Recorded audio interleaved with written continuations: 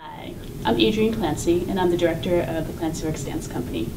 The ClancyWorks Dance Company is one of the organizations that co-present the Dance Teachers Training Institute. The idea behind the Training Institute is to have a multi-pronged approach to the same subject matter. In particular, we're interested in 4 main tracks.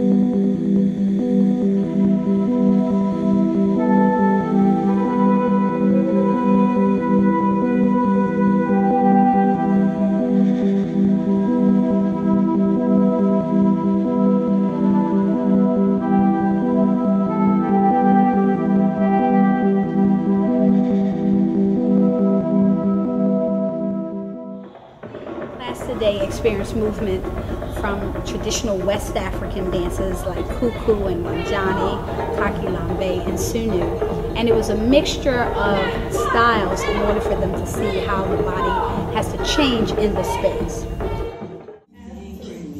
The great thing is that you take what you know, regardless of where you're from, and you apply it inside. And that's how we create and grow.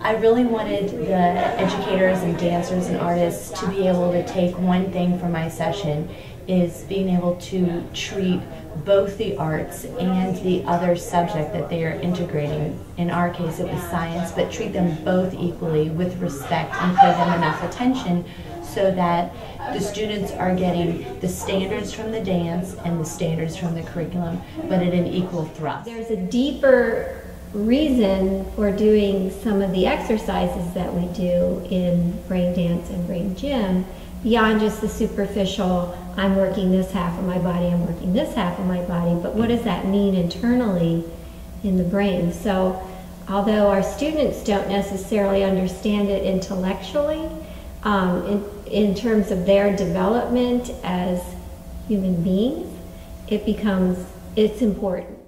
So what I was trying to do is give a sense of how children perceive the world from birth through early years, how that is evident in how they move, the movement development, and how the two are related. I was hoping that participants would get some hands-on skills in learning how to deal with videos that they shoot of their students dancing.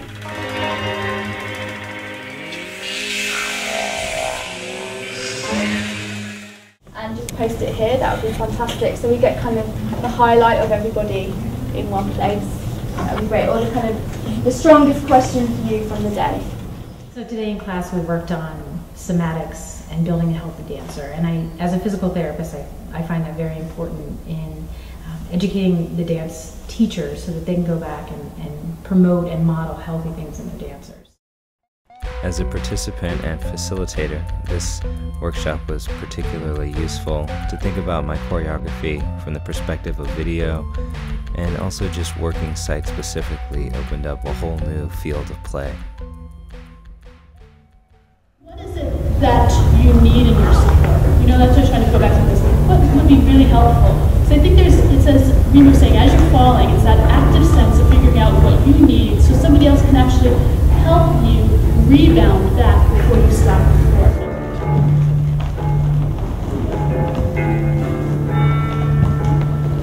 Perhaps because I was using the camera.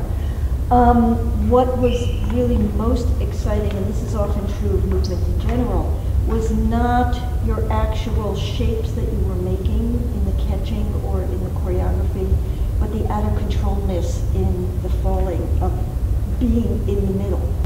So it was not the initiation or the end of the movement that really captured what it was about. this idea of proximity and the spatial architecture of where people came in and where they went out as kind of this dissolved, like this appearing and then these dissolving interactions.